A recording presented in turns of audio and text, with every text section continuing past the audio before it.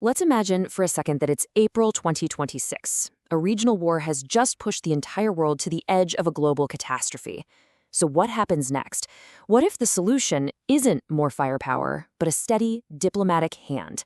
Today, we're diving into a fascinating playbook for de-escalation, all based on an analysis from the Pakistan Research Center for a Community with Shared Future. Everything really starts with this one incredibly tense image. You've got a massive supertanker just sitting there. It's full of crude oil, the very lifeblood of our global economy, and it's frozen in the water. You can just feel the anxiety. This isn't some abstract headline. It's about real people on a real ship with the whole world basically holding its breath. And that anxious captain, he's not alone. The fear on that one vessel is radiating outwards, sending these massive shockwaves of economic panic all across the globe. And they're being felt most sharply in the developing world. For countries in the global south, this isn't a faraway conflict. It's a direct threat to their survival. So you have to ask, how on earth did we get here? Well, to really understand the proposed solution, we have to rewind and look at the problem. This crisis didn't just pop up out of nowhere. It was ignited by a massive military operation with a pretty dramatic codename, Epic Fury. Okay, let's just walk through the timeline.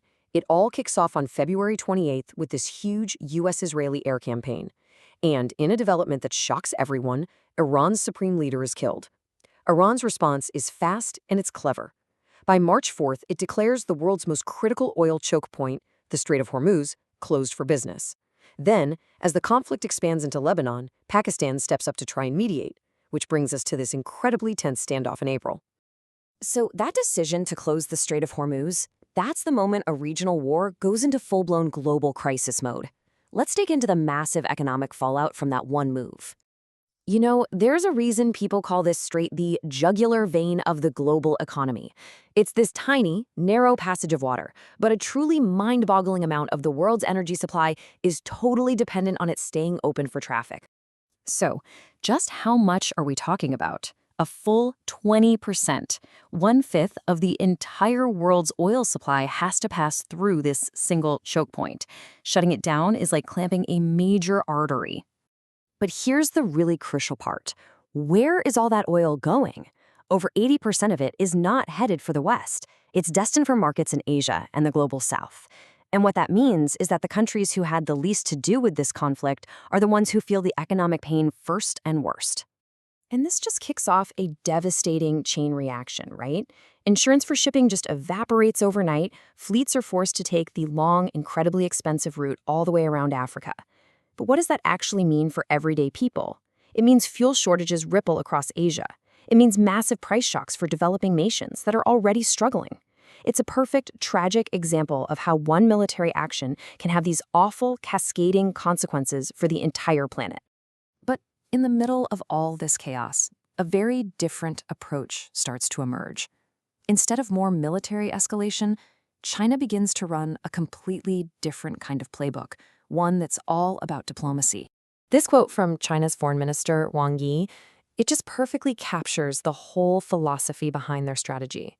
It's a direct challenge to the logic of force.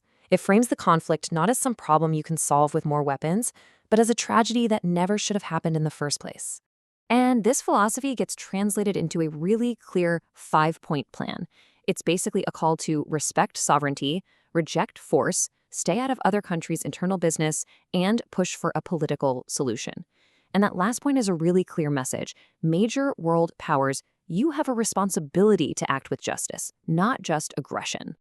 And look, this wasn't just talk from a comfortable office in Beijing. On the ground, Chinese Special Envoy Chai Zhen went on this intense diplomatic mission.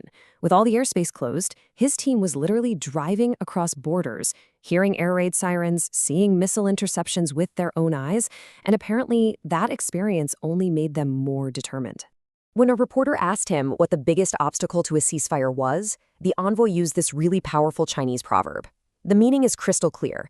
The ones who started this whole mess, the ones who tied the bell, they're the ones who have the main responsibility to end it. It's a very diplomatic but also very pointed message about accountability. So what we're left with are two completely different models for how to handle a crisis. On one side, you have unilateral military action that just unleashes this terrible chain of events. And on the other, you have China's proposed alternative, patient, multilateral diplomacy that's all about international law and creating room for dialogue, not just forcing a solution on people.